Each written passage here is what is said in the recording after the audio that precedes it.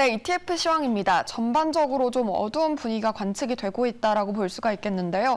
스태그플레이션 우려가 여전한 것으로 보여지고 있습니다. 그럼 하나하나 지켜보도록 하죠. 먼저 스파 ETF가 0.13% 밀렸고 QQQ가 0.36%, 다이아 ETF도 0.04%로 소폭의 조정세를 겪는 모습이 나타났고요. 반도체도 0.09% 소폭 내림세로 마무리를 지었습니다. 기술주, 금융주 일제히 약보합권 정도에서 마무리된 것이 보여지고 있는데 계속해서 경기 침체 우려 이슈 그리고 부채 한도 협상 이슈가 남아있다는 점 좀 확인을 하셔야 할 것 같습니다. 이어서 변동성은 좀 변함없는 모습을 나타내면서 3달러 48센트 선으로 거래 마쳤고요. 반면 금채굴 산업은 0.24% 오름세를 시현했는데 금값의 하방이 지지되고 있다는 점이 확인이 되고 있습니다. 아무래도 우려감이 많은 상황 속에서 안전자산 선호 심리가 여전히 남아있다는 점 확인을 해보시면 좋을 것 같고요. 이어서 WTI 원유는 1.87% 내림세를 겪으면서 3거래일 연속 하락세를 반영을 했습니다. 이어서 상승 하락 종목 5가지 만나보도록 하겠습니다. 먼저 상방 압력이 가장 강했던 섹터는 금채굴이었습니다. 역시 앞서도 말씀드렸지만 안전자산 선호 심리가 여전한 것으로 풀이할 수가 있겠고 위험자산으로 회복 심리는 여전히 아직은 좀 불투명하다라고 볼 수가 있겠습니다. 나스닥 하락 일본 석유앤가스 브라질 순인데 브라질의 경기 안정화에 대한 기대감이 반영됐다는 점 확인해 보시길 바라겠고요. 이어서 하락한 ETF도 만나보시면 원유 중국 금채굴 하락, 신흥국 인도순인데 전반적으로 신흥국의 증시가 좀 기대감이 많이 반영됐다라고 볼 수가 있겠습니다. 자, 그러면 이번에는 ETF 시황 좀 자세히 연결해서 들어보려고 하는데요. 강재웅 한국투자신탁운용 ETF 마케팅부 부장 연결해서 자세히 리뷰부터 들어보도록 하겠습니다. 지난주 리뷰부터 부탁드리도록 하겠습니다.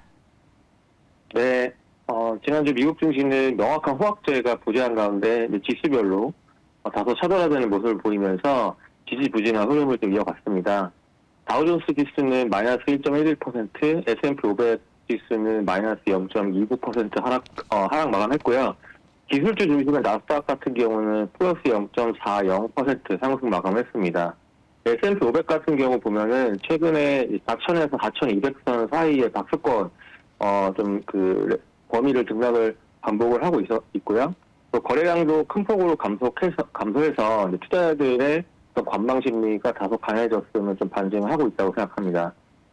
특히 연준의 금리 인상 이후에 경기 침체에 관련된 어떤 뉴스 플로우가 아직 끝나지 않은 그 상황에서 이제 미국의 지역은행 불안감도 이제 계속해서 잔존을 하고 있기 때문에 이러한 좀 관망 심리 강화에 좀 뒷받침하는 요인으로 작용한 것 같고요. 미국 지역은행인 팻웨스트은행 같은 경우는 예금 감소 소식을 전해오면서 지난주 한 주간 주가가 큰 폭으로 등락을 거듭을 하고 있고, 또 관련 은행에 대한 불안감이 향후에 크레딧 환경 위축을 더 강화시켜서 경기 둔화 시기를 앞당기거나 아니면 그 경기 둔화의 강도를 더 키울 수 있다, 이런 얘기도 좀 시장에서 나오고 있기 때문에 지역은행에 대한 이슈도 좀 지켜봐야 될 포인트로 좀 보입니다. 관련해서 마이클 바 연준 금융감독부문 부의장이 오는 16일과 18일 의회에 출석을 해서 미국의 지역은행 파산 관련 규제 실패 원인을 기관할 예정이고요. 또 관련 정책을 제안할 것으로 예상되면서 대출 규제가 강화될 것인지 여부에 대해서 좀 확인을 해볼 필요가 있습니다. 만약에 미국의 은행들에 대한 대출 규제가 강화될 경우 금리 인상 외에 추가적인 어떤 유동성 축소나 아니면 긴축의 트리거가 될 수 있기 때문에 증시에는 어느 정도 부담이 될 수 있다고 생각합니다. 한편 미국의 부채 한도 협상이 진전되지 못하는 모습도 불확실성을 좀 키울 수 있는 요인으로 생각하고 있고요. 6월 1일로 추정되는 이제 부채 한도 시한인 엑스데이트까지 남은 시간이 많지 않은 상황에서 이제 바이든 미국 대통령과 이제 미국 공화당 지도부 간의 어떤 부채 한도 협상이 진전이 좀 돼야 채권 금리도 하향 안정세를 보이고 또 증시도 상승 모멘텀이 될 수 있는데 아직까지는 뚜렷한 움직임은 좀 보이지 않는 것 같습니다. 글로벌 ETF 성과 측면에서 보면은 최근에 비트코인 가격 하락에 이제 이어지면서 이제 관련 하락세 베팅하는 쇼트 비트코인 ETF가 한 주간 11.7%로 가장 높은 상승세를 보였습니다. 최근 미국 내에서 이제 비트코인 관련 규제 강화로 가상자산 마켓메이커인 제인 스트리트와 점프 크립토가 사업을 축소할 내용을 발표를 했고요. 이에 따라서 비트코인을 포함한 가상자산들의 가격이 약세를 좀 지속하는 모습입니다. 한편 그 달러화 약세 추세 속에서 통화 가치가 좀 상승하고 있고 또 외국인 자금 유입 호재 같은 경우가 좀 존재하고 있는 터키, 칠레, 베트남, 브라질 같은 신흥국 주식 투자 ETF들도 한 주간 수익률 상위권에 랭크가 되었습니다. 예상에 부합한 미국의 5월 FOMC 금리 인상 그리고 미중 무역 갈등 지속에 따른 대체 수혜지로 몇몇 신흥 국가가 떠오르면서 이들 국가에 대한 좀 긍정적인 전망은 유지가 되고 있습니다. 반면에 약세를 나타낸 ETF를 살펴보면 대부분 이제 비트코인이나 가상자산 관련된 채굴 업체들 주식에 투자하는 ETF들이 좀 많은 약세를 좀 보였고요. 그 외에 금, 은과 같은 주요 원자재 가격이 하락을 하면서 원자재 선물 혹은 이들 채굴 기업 업체 주식들 ETF도 마이너스 5에서 마이너스 7%대 약세를 보이면서 한 주를 마감했습니다.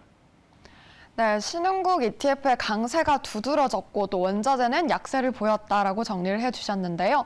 그렇다면 이번 주에 어떤 포인트를 좀 주로 봐야 될까요? 네, 1분기 어닝 시즌 마무리되고 있고요. 그 다음에 5월에 FOMC도 이제 예상에 부합한 금리 인상 발표하면서 이제 마무리됐기 때문에 앞으로 시장 관심사는 경기 둔화를 확인하기 위한 경제 지표, 또 확인 심리 아니면 이제 미국의 부채한도 협상의 진전 여부에 보다 좀 집중될 것으로 보입니다. 최근에 미국 물가지표 결과는 예상치에 부합하거나 아니면 소폭 하회하는 등 이제 추가 긴축의 가능성은 높지 않은데 5%대 기준금리 여전히 높고요. 그다음에 지역은행 파산 우려가 실물 경기에 미치는 여파 이런 것들도 확인한 다음에 증시 대응이 좀 필요한 것으로 좀 판단이 되고요. 관련해서 이번 주는 미국의 5월 엠파이어 스테이트 제조업 지수, 그다음에 4월 소매 판매 혹은 각종 주택 관련 지표가 발표 예정입니다. 특히 미국의 소비는 미국 GDP 3분의 2를 차지하고 있는 만큼 이번 주 발표될 소매 판매의 경우 그 중요도가 어느 때보다 높을 수 있고요.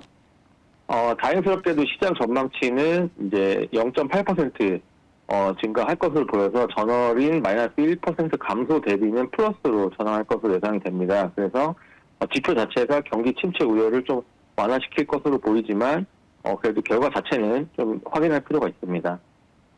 그리고 금주에는 제롬 파월 연준 의장, 그다음에 존 윌리엄스 뉴욕 연방준비은행 총재, 필립 제퍼슨 연준 이사와 같은 주요 고위급 인사들의 공개 발언이 예정이 되어 있습니다.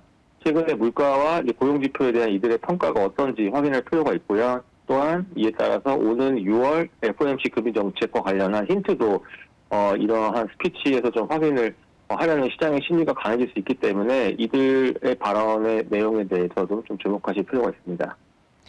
네, 각종 지표 발표와 함께 연준 인사의 의견도 좀 들어보면 좋을 것 같습니다. 그럼 이어서 주목해야 할 ETF 테마는 어떤 게 있나요? 네, 현재까지 파악되는 매크로 재료들을 좀 감안해보면 주식시장 상승보다는 하방 압력을 키울 수 있는 재료들이 조금 더 많은 상황인 것 같습니다. 그에 따라서 이제 뉴스플로우가 이제 긍정적일 경우보다는 부정적일 경우에 지수나 자산 가격이 더 민감하게 반응할 것으로 좀 보이고요.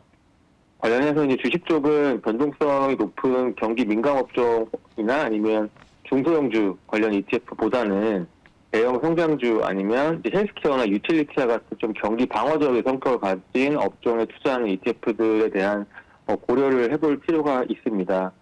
아니면 연초 이후에 이제 주식형 ETF 중에서 가장 많은 자금 유입이 이루어졌던 이제 미국의 퀄리티 섹터 ETF도 현 시점에서는 당분간 좀 긍정적으로 보일 수 있고요. 이 ETF 같은 경우는 연초 이후에 현재까지 대략 88억 달러 순이익이 미국 현지에서 이루어졌기 때문에 가장 강한 순이익세를 기록한 주식형 ETF로 올해 기록이 되고 있고요. 펀더멘털이 양호한 미국에 상장된 대형주 위주로 편입된 ETF이기 때문에 앞으로 예상될 다소 변동성 높은 장세에서 선호가 될 수 있는 ETF군 중에 하나입니다. 채권 같은 경우는 이제 단기 국채 대비 장기 국채 투자가 여전히 유리해 보입니다.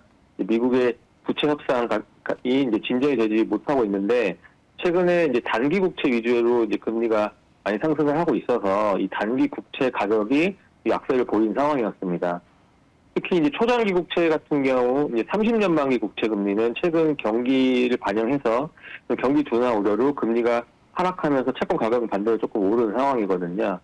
그래서 채권 ETF 중에서는 관련해서 연초 이후에 가장 많은 자금 이익세를 기록한 ETF가 미국의 초장기 국채 30년물 투자하는 ETF고요. 대략 80억 달러의 순이익이 이루어졌었습니다. 그래서 이 같은 순이익세는 최근에도 지속을 하고 있고, 특히 이제 초장기 듀레이션 전략이 시장에서 현재 선호가 되는 추세입니다. 금리가 정점을 기록하고 향후에 하락을 하게 될 경우 인컴도 지급을 하지만 가장 높은 자본 차익을 거둘 수 있기 때문에 현재 기관 투자자나 아니면 미국 현지에서는 초장기 듀레이션 전략을 많이 채권에서 활용하고 있습니다. 네, 미국의 초장기 국채 그리고 안정적으로 투자할 수 있는 경기 방어 섹터에 좀 관심을 가져보시면 좋을 것 같은데요. 그렇다면 국내나 미국 밖의 해외 증시는 어떤 부분에 좀 관심을 가지면 좋을까요? 네, 국내 같은 경우 살펴보면 지난 한 주간 이제 국내 증시는 경기 침체 우려 그리고 2차 전지 관련 종목들 약세를 보이면서 코스피는 마이너스 1.02%, 코스닥은 마이너스 2.68% 하락 마감했습니다. 하지만 수급 주체별로 보면 코스피는 외국인과 기관 순매수했고요. 코스닥은 기관만 순매수를 해서 이제 저가 매수가 소폭 유입되는 흐름은 관찰됐습니다. 미국과 마찬가지로 국내 같은 경우도 이제 강력한 호황제 같은 재료가 좀 부재하고 있는데, 그에 따라서 관망세가 좀 짙어지고 있고, 거래 대금, 거래량 같은 경우도, 크게 감소를 하고 있어서, 투자자의 자금 흐름 관련 동향은 아직까지는 뚜렷한 방향성은 좀 없어 보입니다. 특히 연초 이후에 국내 증시를 이끌었던 강한 테마였던 2차 전지 관련주가, 최근에 좀 조정을 겪으면서, 이것이 전반적인 국내 증시 전반에 투자 심리를 좀 둔화시켰다, 이렇게 좀 보고 있고요. 2차 전지 주가가 조정을 겪으면 특히 이제 개인들이 강하게 매수를 많이 했었는데, 이 개인들이 앞으로 관망할 수 있는 가능성이 더 높을 것으로 보이고요. 또 뚜렷한 악재도 현재는 부재하기 때문에 박스권 장세를 전망하는 시장의 시각은 늘어나고 있는 추세입니다. 또 미국의 부채 한도 협상 진전 여부 또 여전히 국내 증시에서 체크해야 될 포인트고요. 또 이번 주 예정된 이제 G7 정상회의 앞뒤로 불거질 수 있는 이제 미중 무역 갈등 가능성 이런 매크로 변수들도 좀 있어서 이번 주는 그래도 지난주보다 좀 변동성이 높아질 수 있기 때문에 시장을 대응하실 때는 중소형주보다는 대형주나 아니면 경기 방어 업종 위주로 대응하시는 전략이 긍정적으로 보입니다. 특히 이제 최근에 국내 연기금 매매 동향을 살펴보면 이제 국내 상장 ETF에서 2차 전지 이후 최근에 다음 테마로 좀 꼽히고 있는 이제 헬스케어나 바이오 관련 ETF를 연기금이 국내 증시에서 순매수를 계속하고 있습니다. 그리고 이제 저점 형성 기대감이 좀 높아지고 있는 이제 반도체나 반도체 소부장 관련 ETF들도 향후에 시장에서 순환매 좀 장세를 이룰 때 수혜를 볼 수 있기 때문에 관심을 갖고 지켜보실 필요가 있습니다.